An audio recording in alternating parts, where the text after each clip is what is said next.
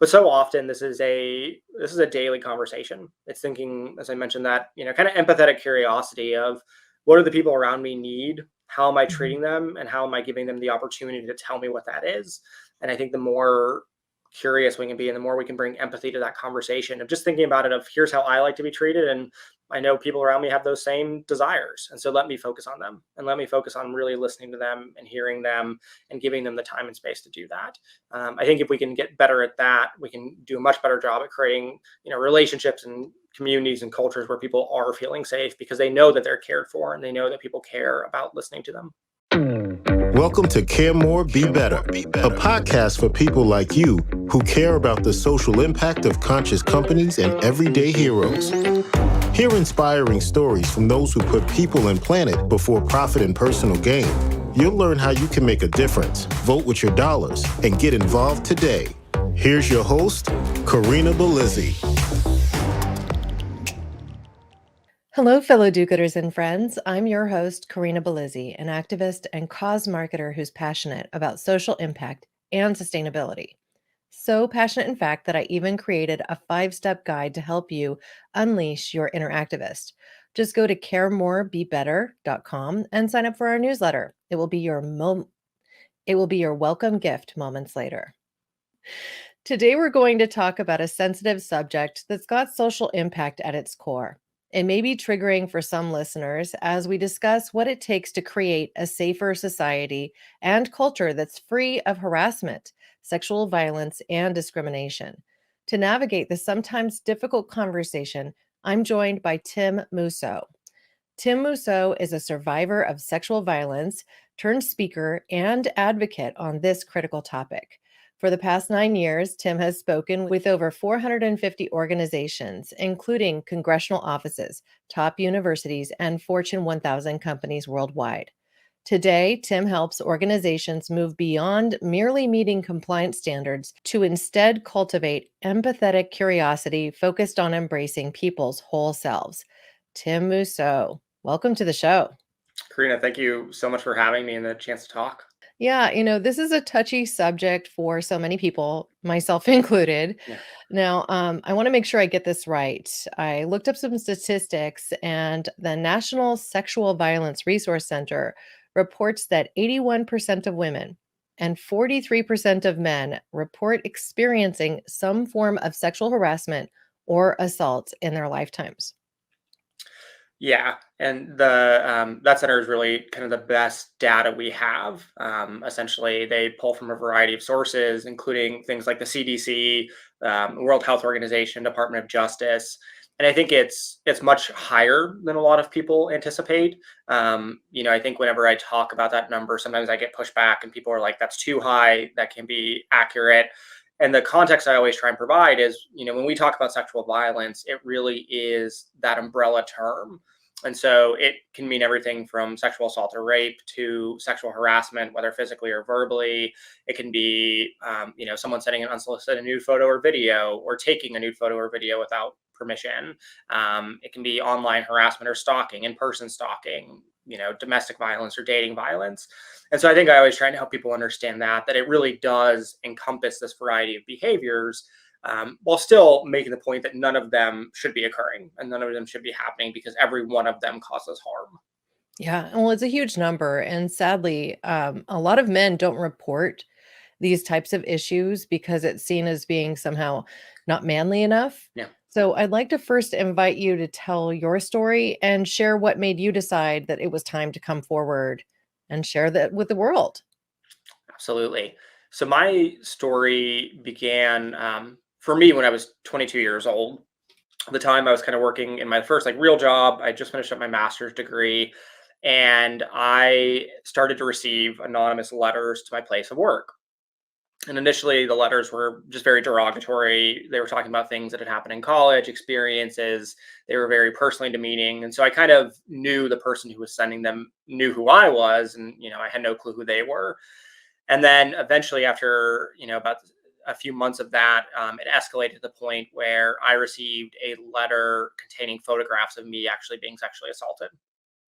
And so, based on the fact that I have tattoos, I know beyond a reasonable doubt that it's me in the photos. And, based on kind of how I look in the photos, I could I was unconscious and had no memory of this. And up until that moment, I actually didn't have any recollection of what had occurred. And so that was really kind of confronting and dealing with the fact that this had occurred. And, we could tell that it was probably around the ages of 19 to 20. So when I was in college, and that very much changed my world. And, it changed the way I perceived things. It changed the way I looked at relationships. It changed trust with a lot of people because I never found out who did it. And so all of a sudden it called into question all these relationships I had and who it could have been. And then processing it was very difficult. I remember because it was coming to my place of work, I had to tell I called the police and I had to tell my then boss what was happening. And his reaction was very derogatory and negative and very shameful.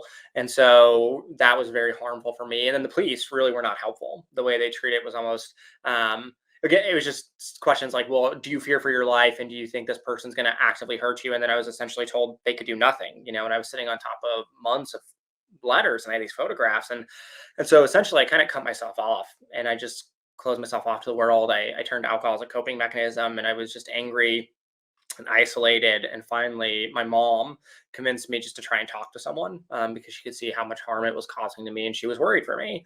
And so I did see a therapist and she got me in connection with a survivor support group of other survivors. And that was really powerful. And as time went on, I kind of started to heal. But then eventually I just had a number of interactions with people where, they would either make derogatory comments or, one of the kind of inciting incidences, I was out with friends and one of the people that I considered a friend at the time made a rape joke. And I remember challenging him on it and him getting defensive and the other two guys we were with getting defensive. And they just didn't care no matter, what we said or what we talked about. They just were defensive of, well, it's just a joke. It's not a big deal. And so that's when I finally actually publicly came out about my story and kind of started talking about it and started talking about what I went through and the impact I had. And part of it was also, to be honest, retaking some of that control. I knew that the person who had done this to me had used my social media channels and online interactions as a way of kind of showing me, hey, I'm still watching you. I still know who you are. You don't know who I am. And what I figured is, well, if I talk about this and I talk about this openly, no one can hurt me with this information because the person who did this to me has no power over me. And then it allows me to kind of just really start to open up and without feeling that shame because I'm the one controlling what occurred. Well, I can only imagine what that must have been like. I have to say, there are some statistics that I read over that made me question how true they could be. Yeah. Um, you see something like 40% of men, or close to 40%, and double that for women. And it's my belief that just being human, we run into some sort of harassment throughout our lives in the ways that you've defined it. Now, the number of people who've actually been what you would call raped is probably much, much smaller than that. But even in my own community, I feel like I'm hard pressed to come across another woman that I'm close with that hasn't been assaulted in some way, like physically assaulted or sexually assaulted, and perhaps not raped, but something that could have led there if they didn't have the right situation, where someone was there to protect them, or if they weren't able to escape, or if they had passed out or something along those lines. And there's so much victim blaming and victim shaming that can go on, which you mentioned just now. So, how do you see us being able to navigate out of that and getting to a space where the victim can feel more comfortable coming forward, and where it's less of a feat of, Herculean will, so to speak? Yeah. Um, a large part of it, I think, comes down to how we're educating and talking around this topic. I think that to your point of many of those statistics seem so, outstanding and sometimes almost fantastical. I think it's really helping people internalize this is true and this is actually happening. And here's what this looks like. And here's all the ways this can look like, right? Because to your point, I think so many times when people hear those numbers, they just get that defensiveness of this isn't the reality we're facing. And they always want to contextualize in regards to, well, if it's not, if it's not the worst case scenario, or they always want, I think, defend some of those behaviors. And I think we have to help people understand the harm that is being caused by any of them, and really stop normalizing many of them, right? So, like, I think about catcalling all the time because that's certainly included in that 80% number, that 40% number, and a lot of times when I talk with populations, they're like, well, is that as harmful as rape? And I'm like, well, no, I'm not saying necessarily that someone being catcalled is as harmful as, experiencing physical rape, but it's still harm and it still shouldn't be normalized. And why should someone go through that? Why should we violate someone's safety and comfort and autonomy? And why should we make that okay, regardless of the group or organization we're a part of? And so I think sometimes when we can better define how this is looking and what this looks like, we can try and come to a better understanding of all of these are bad and none of these should be normalized and none of these are okay. And we can't accept any of them. We can't make excuses for any of them. And we need to deal with all of them. And then I think from there, it is also talking about what many survivors go through from a trauma based perspective. I think a lot of times people don't realize how intense it is to be a survivor. They don't realize what it's like to retell your story or to do that. And I think a lot of times we have an over reliance on the legal system and adjudication processes.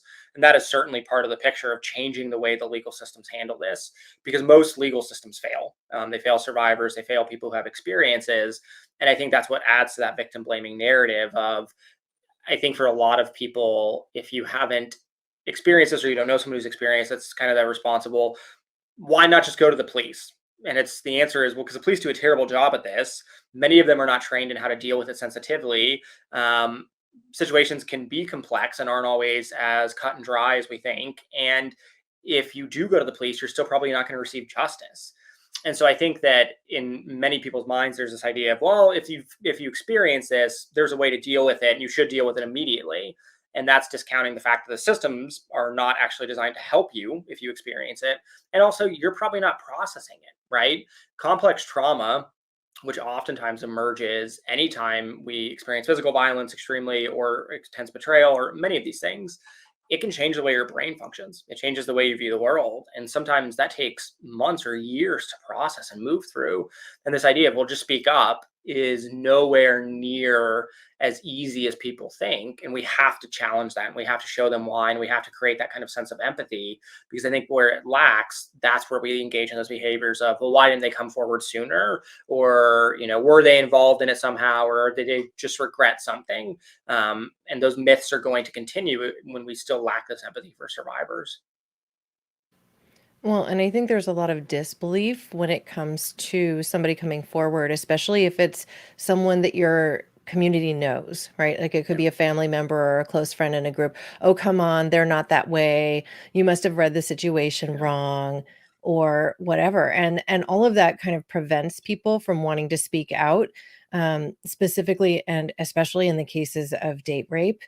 There's even situations where we see things like people getting roofied in bars and they wake up the next day and they're not sure what happened and they don't quite remember and everything's a little fuzzy and they're not quite clear on even the circumstances that they were in. As a woman, they might just feel like something is not right, but as a man, you might not even really have some physical kind of leftover feeling to tell you something was up. And so I just think that it's such a sensitive issue, especially when it's gone to the extreme.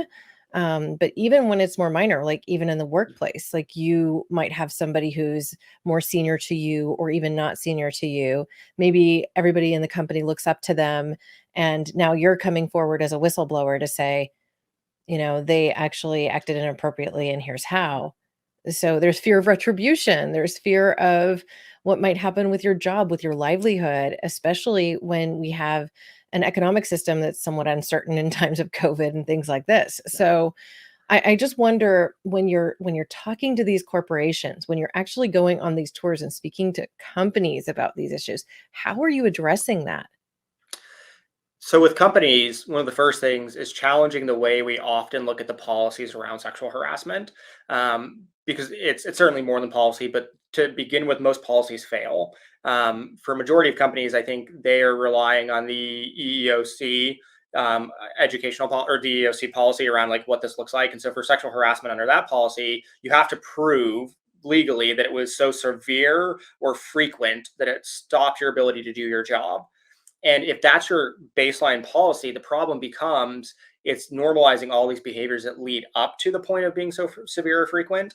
And this issue becomes that, as we said, any degree of toxicity and harm is toxicity and harm.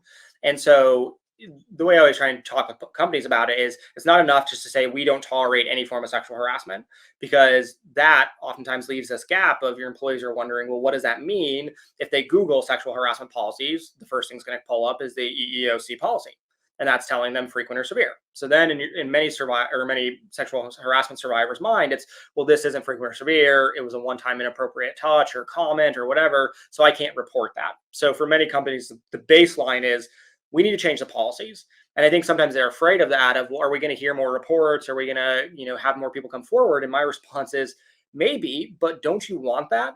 Right? Like if your people are feeling unsafe and this is occurring in your workplace, don't you want to address that immediately? Like, why do you want to wait until it becomes this really life devastating thing before you deal with it? With that policy change, I also recommend for companies, hey, it's okay to say the way we're going to adjudicate these situations is different. Sure, we know that there's a difference between someone made a comment that was inappropriate and we can try and discern maybe that wasn't their intention versus someone who is abusing their power and making comments that are inappropriate and is trying to do that. The way we're going to handle that is very different, and the resources and tools we're going to provide in those situations can be different. We get that. That's nuance can be applied. From there, it's looking at reporting channels. So what ways do you have it so that employees can come forward, and what are those reporting channels comprised of, and what do they look like? A lot of times I think there's this mindset of, well, we have an open door policy with our managers, and if you have any experiences, come forward and talk to us. And the reaction is, well, if you have social dynamics at play, that's not as easy as it sounds. And that policy is nice, but what happens when you are a seasonal employee who's only been there for 3 months, and the person who's doing the harassing is a popular full-time employee who's in a position of power and is well liked, right? And so it's thinking of some of those nuances of how can we overcome that and undercut that. And then the last big piece is, let's try and redefine how we're defining toxicity, how we're challenging toxic behaviors, and when we're intervening and stepping in. Teaching people skills to say, we're not going to let it get to this place. And if someone's going through something, it's not just their responsibility to bring it forward, because that can be very difficult. It's everyone's responsibility to call it out, to address it, to talk about it. One thing I talk about a ton in my work is boundaries, and this idea that every one of us has different boundaries. And it's important to recognize those and to respect those, right? Some people boundaries, we have kind of communal ones. But some people's boundaries might be as simple as, look, like I don't like talking about my family or dating life at the workplace. Some people say that's fine with me. I don't care to a point. We can try and accept that, hey, we should do it in a professional way. But it's good to know that, because I think when we can know boundaries much earlier, it gives us an opportunity to respect those before a sense of violation emerges. Now, you have me thinking about a couple of things here. And one is actually a podcast that I listened to yesterday. And that was one of Tim Ferriss's shows. He interviewed Eric Schmidt, who is the former CEO of Google, helped them rise to the size that they are today, right? And he wrote a book called The $1 Trillion Coach, which he's currently doing the media tour on, where he features the story of Bill Campbell, and who is considered one of the most valuable coaches of all time, and who did the work that he performed at no cost for leaders of Apple and Google. It's just one example, because he'd already earned all the money he needed to, right? And his personal style involved being quite touchy, like he would hug everybody. And so the reason I bring that up is because I think sometimes we make excuses for people. We say, "Oh, well, that's just the way they are. Oh, they don't mean anything by it." But you can have somebody who, for them, hugging them is crossing a threshold. It could be something that actually is even somewhat traumatic for them, because they just don't like that kind of touch from someone that they're not very close with. And so I wondered how you deal with it when you have that sort of response, when you hear from the people you're talking to, or that you're guiding or coaching or presenting to, "Oh, well, this boundary seems like it's a little silly to me," or "they don't mean anything by it." Yeah. In my work, I always try and get people to think of their own boundaries first, and try and think about this line of, what does it feel like for you when one of your boundaries is violated? What are the sensations that come up? What are those emotions? How do you respond? How do you react? How would you wish to tell that to the person? How would you like to handle that?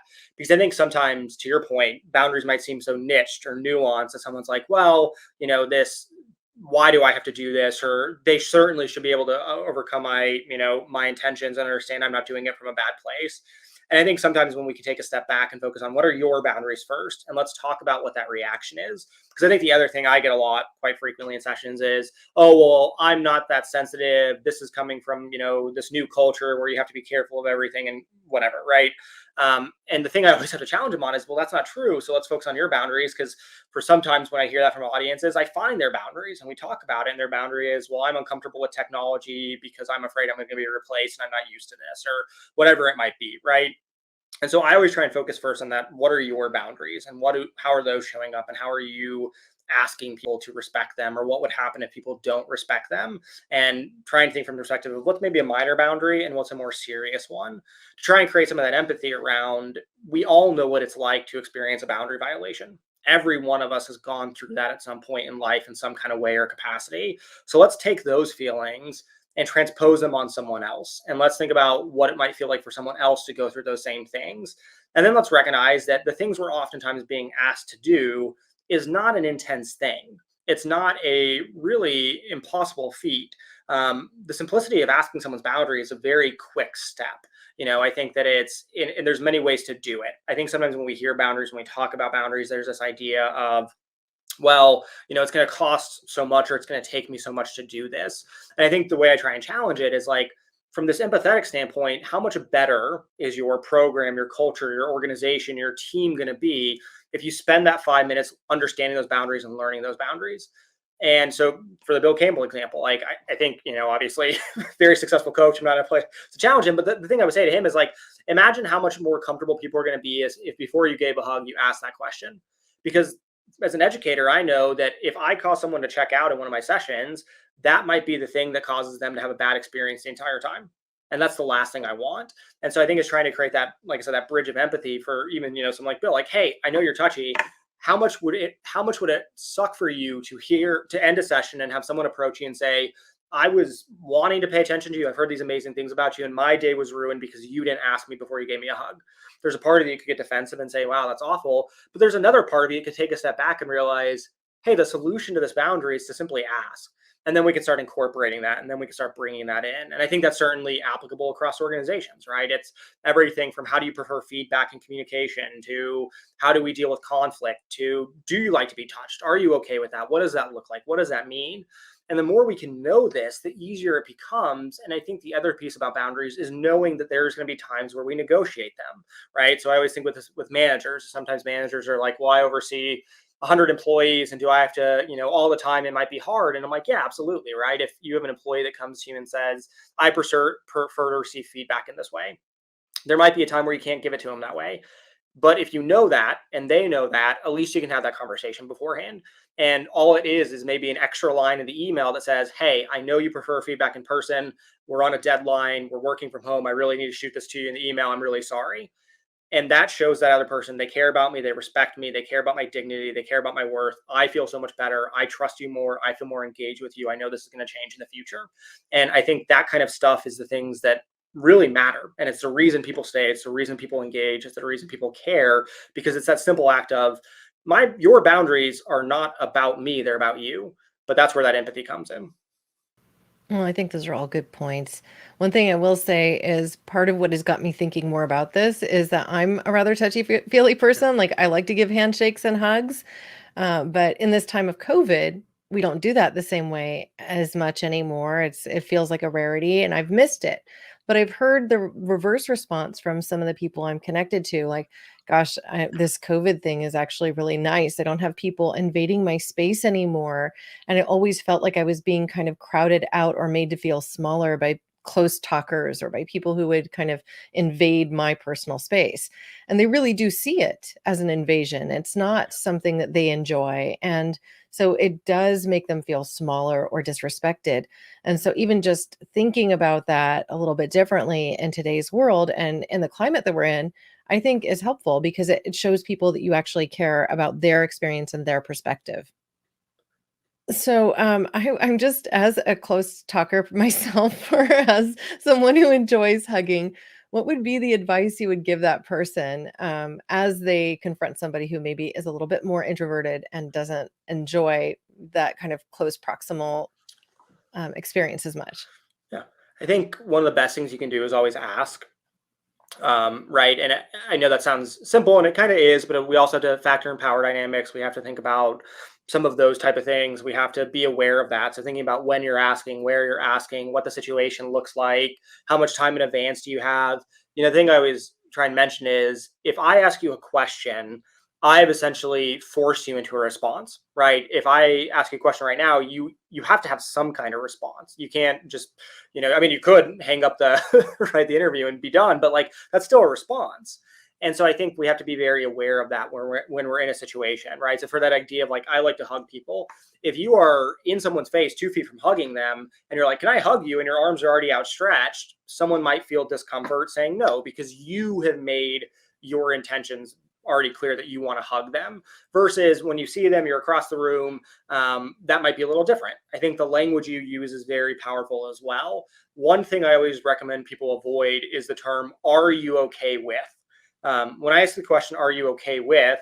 I have kind of subconsciously prompted you the answer I want to hear. By putting in the feeling in the question, I'm kind of telling you, I want you to be okay with this versus how do you feel about? Because how do you feel about gives you the power to define your own emotion, right? So are you okay with tells you kind of want you to be okay versus how do you feel is, well, you provide me the emotional idea, you provide me your comfort level, you provide me in those some of those areas. And I think other times it's really good just to model our boundaries. So to show people it's okay and that we know what we're doing. I know I've used the term boundaries a lot, and obviously it doesn't have to be that, right? If you meet someone or you're seeing them for the first time after a long time away because of COVID, you don't need to be like, "Hey, my boundary is this." It's, "Hey, I prefer right now to stay distant from people because of health concerns. Is there anything that you prefer, or is there any desires that you have in regards to physical touch or things like that?" Right? And so sometimes by sharing that boundary and modeling the way of giving them your boundary, it gives them the opportunity to provide boundaries as well. Well, I'm smiling because I was recently at She Podcast Live in Arizona for an event, and they actually had color coded Yeah. lanyards to help communicate that. You wore a red lanyard if you were wanting to remain socially distant from people and more concerned with COVID or for any reason. You wore a yellow one if you were okay in certain situations, and a green one if you were basically the extrovert hugger, right? And so there was a color coding, which I thought was just novel and kind of genius. Yeah. Yeah, I always appreciate when organizations take those steps because I think so much of this has to be on the organization, right? On a systemic level, whether it's violence prevention, harassment prevention, talking about creating safe cultures. I always try and really help organizations realize this is your job. I think so many trainings and seminars around violence prevention and around harassment, all these things, they really focus on like, let's teach our employees individual skills that they can deploy. And my reaction is, I mean, sure, but if you're not creating an environment and a culture and the systems in place to change this, then this is really something that's going to lack, right? I just finished up a series of studies and I interviewed 83 managers and 379 of their direct employees. And the questions were around boundaries and what does that look like and how are we setting them and does our organization offer tools for these? And what I found time and time again is that managers consistently had a more profound view of how boundaries were being discussed, shared, talked about, and negotiated within their organization than their employees did. And managers oftentimes have this perception that, yeah, we're talking about it. My employees are comfortable sharing this with me. We give them tools to do this. And an overwhelming majority of the responses from employees were no, we don't feel like we know how to talk about this. Even more so, it was like, we feel comfortable sharing this with our peers, but not our leaders because we're afraid they're going to use it against us in compensation, employment, whatever it is. And I think there's that gap and disconnect between, sometimes when we look at the organizational level of if you are running the company, if you're running the organization, if you're running the event, you should think about these things, right? Because I think about that, podcast convention you were at, it would have been easy for them to say, "Hey, it's a time of COVID. Every attendee, make sure to tell each other what comfort level you have with physical contact." While someone's introverted, they may be new to the community, they don't have as much power. It's the star podcaster who everyone just saw speak on stage that comes up to you. Saying no is hard, right? Versus, "Hey, we're gonna actually just give you a tool. We're gonna know that this is an important boundary we have, so we're going to bring this into the lanyard system. So it's already there, it's taken care of. We're going to give you this language to use and this tool to define this, so you don't have to worry doing that as much." Well, I appreciated that too. So, I mean, I wore a green lanyard, and when I saw another one, I was like, "Are we gonna Yeah. hug?" So, question for you as we bring this into the personal space and professional at the same time, which relates to dating, because I think that now a lot of companies have gotten very restrictive on what they'll allow. Like, you have to sign a waiver if you're going to date somebody in your community.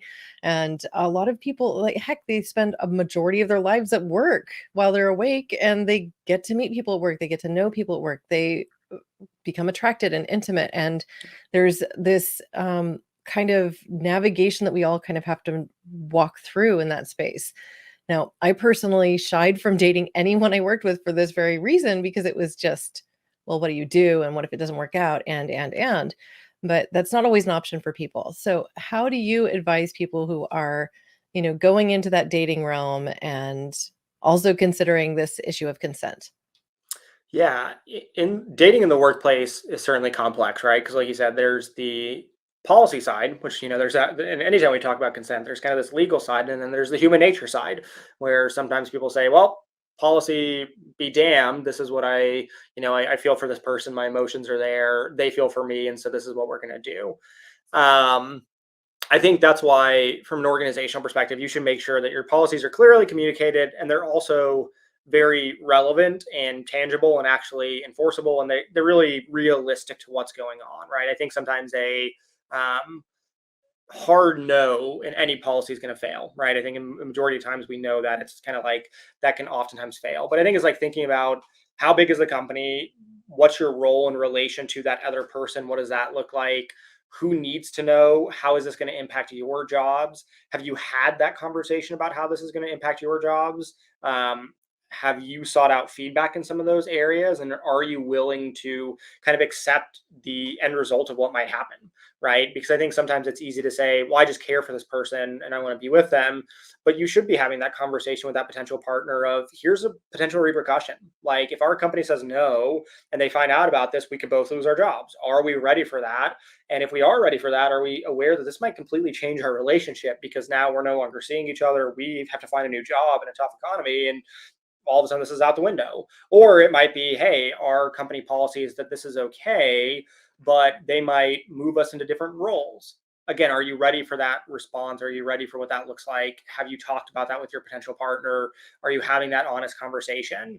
I think sometimes it's also good to, when you're looking at workplace dating, talk a little bit more about the long term early. And I know that might be frightening to people of like, oh, we don't want to rush into things. And I'm like, yeah, but the dynamics are different, right? If you just meet someone at a coffee shop and you go on dates with them, you might have a little more leeway versus if you're working together and you've known each other for a while, you have to think about how is this going to impact power dynamics? What are the existing power dynamics? How is this going to impact promotion and, employment and all those kind of things, right? Because it's that difference of, well, we really like each other now, but we're the same level, right? And we're in the same job. Well, what happens when you don't disclose to the organization that you're dating, and all of a sudden it comes time for promotion, and there's three candidates, and both of you were, two of those, and they have to promote one of you, and they pick one partner over the other, right? Like, have you thought about that? Have you had that conversation? Have you talked about it? Have you primed yourself for what that looks like? Are you willing and ready to do that? And I know some of that seems like, well, I don't know, and that's okay. I think that might be an honest conversation you can have of, I'm not sure, and I'm not, really up date on what this looks like because I haven't experienced this yet. And then I think the other thing is thinking about, what are your coworkers' boundaries? What are your boundaries as a couple? And how can you really be respectful of both of those? So again, if you're in a company that has a very no tolerance dating policy, the heart wants what the heart wants, you decide to date a coworker, so you feel like you can't disclose to anybody, understand that. How are you then making sure that you're going to protect each other and protect your peers and employees and coworkers and everyone? If you're in a situation where it is okay to date, but you still have to figure that out, it's those boundaries, right? And being very clear about them with your partner and, like I said, with your peers, because I think especially with your partner, because things are going to come up of like, well, what about PDA, and what about conflict, and what about communication, and what about how we give each other feedback, and all of those kind of pieces have to be answered. So I think there just needs to be a little bit of a pause and really discerning, what are we getting into, and have we talked about that, and are we ready for both the repercussions as well as some of the challenges that come from it. Well, I've seen it work out, Yeah. as I think many people have. I've also seen Yeah. it go bad and Yeah. end in people feeling like they were somehow they lost opportunity because of the relationship or something else. So, it's just a tough situation, I think. What can you say? Uh, Sex is complicated. Yeah, right. Across the board, I think we always want to make it a kind of, clear cut situation of if this happens, this happens, if this happens, this happens. And it's so hard and it's so difficult to know those things and to really figure it out because relationships, whenever I teach consent, I always talk about like we're dealing with another human being who has histories and identities and complexities and desires and wants and really this multitude. And that's never going to be simple, regardless of the extent of the relationship. It's always going to be difficult. So, what sorts of resources do you direct people to when they have questions around these things like consent? Because I'm coming from a perspective here of a mom of two boys, right? I've got a 4 year old and a 7 year old. And I've already had to have the consent conversation with each of them, just as it relates to body autonomy and things like that. But I want to set them up for success long term. And that may even mean, hey, asking questions like, is it okay if I hug you? And things like that. So what would you advise or what resources would you put out there for me and my community? Yeah, so I think there's you know, I don't necessarily always do a ton of work within kind of high schools and younger age students, but I think like I know it's the Boston Public School System and Boston Health Commission. I want to say it's called the Start Strong program, Mhm. and they have or either Start Strong or Strong Foundations. They have a wealth of resources that I know have been both done within the Boston public school system as well as some of them are online, or at least the foundations of those resources are online. And a lot of it focuses on some of those kind of pieces of, hey, here's how you talk about consent, and here's when you can start talking about it, right? Here's, bodily autonomy. You can introduce that to a 3-year-old. If you don't want to hug someone, you don't have to hug someone. You don't have to touch someone that you don't, right? Things like that. Mhm. This is yours and that's only yours. And I know that there's a lot of that curriculum that exists out there of here's how you talk about it at different ages. Here's how you introduce these ideas. Even I know one really revolutionary thing that they've done is they've talked a lot about kind of like media and porn literacy. So if you're, in your teenage years, we know sometimes the average age that children nowadays are accessing pornography is anywhere from 9 to 12. And so it's like, Wow. how do you have conversations around what that looks like and understanding what you're seeing and what's happening in those kind of films and understanding the difference between those and reality and all of that kind of piece, right? And so I think some of those systems exist. I know with college students, it's always trying to offer tools. There's a number of nonprofits I always point to: the Joyful Heart Foundation, One in Six, RAIN, which is a national survivor support network. Many of those have resources and tools for many college students or college age students. I know Your Title IX is another tool that focuses on kind of campus-based policy for both community colleges and colleges, really just focus on what that adjudication looks like and rights and privileges, when you're there dealing with sexual violence. And then I think when you start to look a little older, I think for companies, right, a good resource I recommend is a company called Everfi. They do a lot of research that I always respect and appreciate because they're talking a lot about what it means to build safe cultures. And I think they try and take a more proactive stance on harassment prevention. I also know Gallup does a lot of surveys and polling about like what are our perceptions around these issues? What does this mean? How is this impacting us? What does that look like, right? The other thing I would say for just purely kind of consent and sexual violence, focus a little bit on colleges, but I think it's really illuminating, is a book called Sexual Citizens Hmm. that came out of research that was done at Columbia, I think either Columbia, yeah, I want to say Columbia, by two researchers who did a kind of longitudinal study that really pulled from a lot of dialogues with how people were perceiving sexual violence, their reactions to it, what it looked like, many of those pieces. Oh, great. Well, I will be sure to include links and show notes so people have resources to go to. As we Yeah. prepare to wrap up, I wonder if there's any question that I haven't asked that you wish I had. And if there is, please ask and answer. I think a good question to think about is how do you support someone if they come forward and tell you that they've experienced a form of sexual violence or harassment? Because I think that's a huge thing that a lot of people have questions about. Hmm. And a lot of people, we're not trained on it. We don't talk about it. We're not always aware of it. And so I think that's kind of a really good area we could talk about. I think, whenever you're dealing with supporting someone who's experienced any form of sexual violence, right? So assault, rape, harassment, whatever it is, I would say there's kind of the reaction of if it just occurred in the immediate versus if you're dealing with it after the fact. So if an incident of violence just occurred in the immediate, you want to make sure to get that person away to a safe space, away from where the incident occurred, remove them from the situation. If physical violence was involved, you can recommend that they get medical attention. The key word I always say is recommend, because generally when you experience sexual violence, it's a loss of power and control. And so you don't want to force them to do anything else, because that's further taking away power and control. So if there was physical violence, you can recommend medical attention, help them find those resources and services, let them know what that process might look like, offer to go with them, but ultimately it's their choice.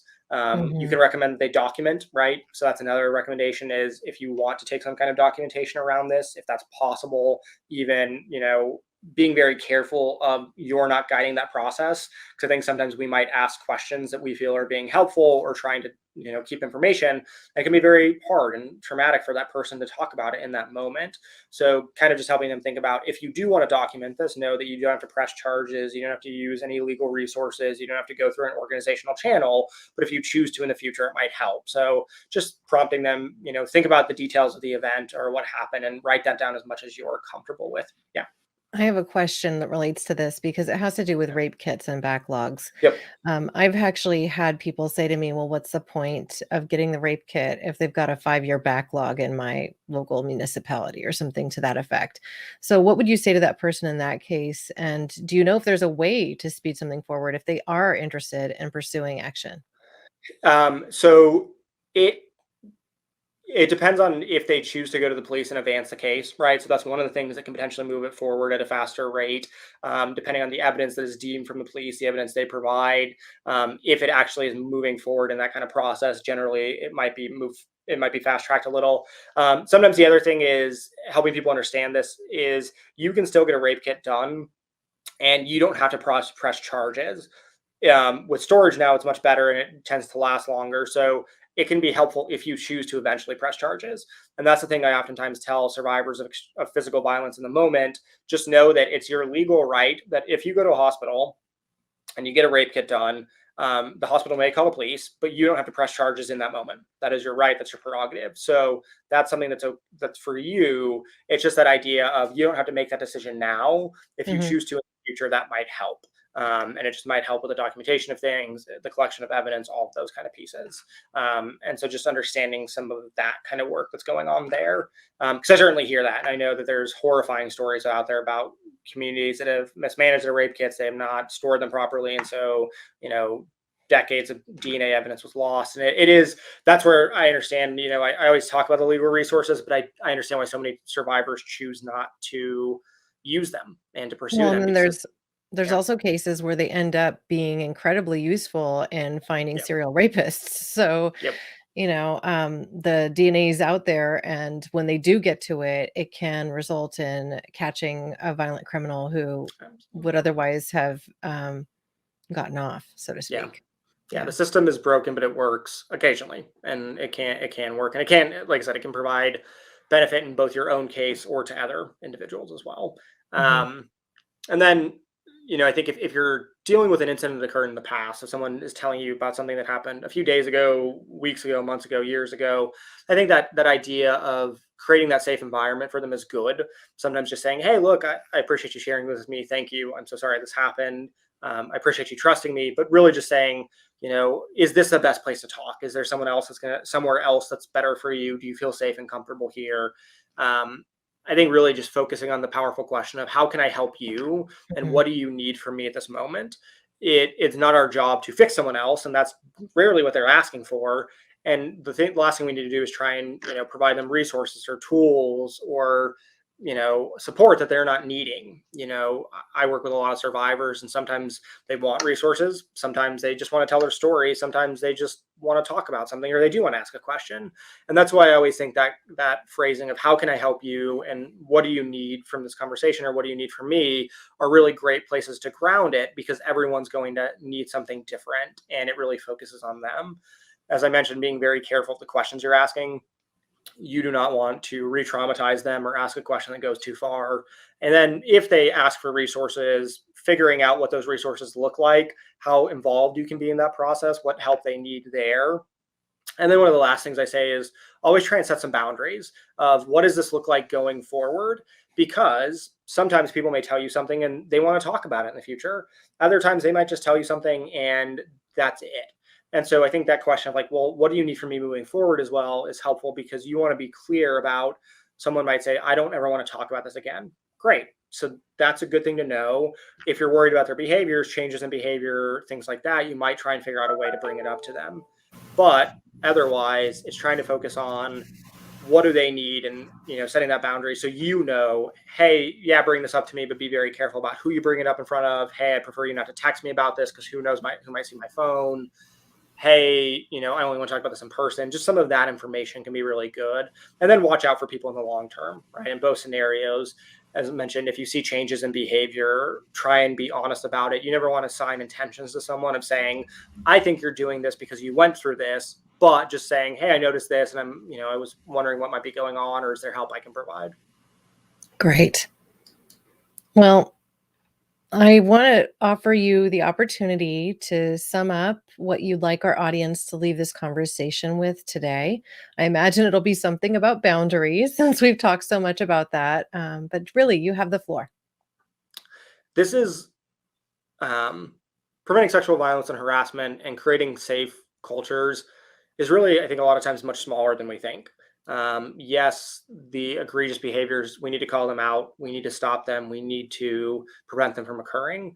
But so often this is a daily conversation. It's thinking, as I mentioned, that, kind of empathetic curiosity of what do the people around me need? How am I treating them? And how am I giving them the opportunity to tell me what that is? And I think the more curious we can be and the more we can bring empathy to that conversation of just thinking about it of here's how I like to be treated, and I know people around me have those same desires, and so let me focus on them, and let me focus on really listening to them and hearing them and giving them the time and space to do that. I think if we can get better at that, we can do a much better job at creating relationships and communities and cultures where people are feeling safe because they know that they're cared for and they know that people care about listening to them. That's great. Thank you so much, Tim. Now, where can people go to find you? And again, I'll be sure to include this in show notes. The best place is my website. So timmousseau.com, just my first and my last name. I have all my kind of contact information on there. I publish blogs, research, all of that kind of stuff there as well. So yeah, I've seen some speaking engagements there and some quick resources and even some YouTube videos that you've created. So that's really great. Well, thank you so much. This has been a joy, even as difficult as the subject is for me, as I imagine it is for many listening too. I really believe that you've helped to boil it down to the core essentials to really support the journey of people in the workplace and in their personal life as well. So thank you for that. Absolutely. Thank you again, Corinna, for the time and the ability to talk about this. Great. I'd love it if you would also share this episode and our website, caremorebebetter.com, with your friends. Subscribe to this podcast. You can even do that for them. Just download an episode or two and grab their phone and click subscribe. Now, it's through discussions like this, these in-depth conversations that we have with people like Tim Mousseau, that we can create a more caring community around the globe. We can grow. We can even resolve trauma. Thank you, listeners, now and always, for being a part of this pod and this community, because together we really can do so much more. We can care more, we can be better, we can even create a safer society and regenerate Earth. Thank you. Thanks for listening to Care More, Be Better, a podcast for social good. To make sure you never miss an episode, subscribe, rate, and review wherever you listen to podcasts, and share with your friends to help us reach more people and spread more social good.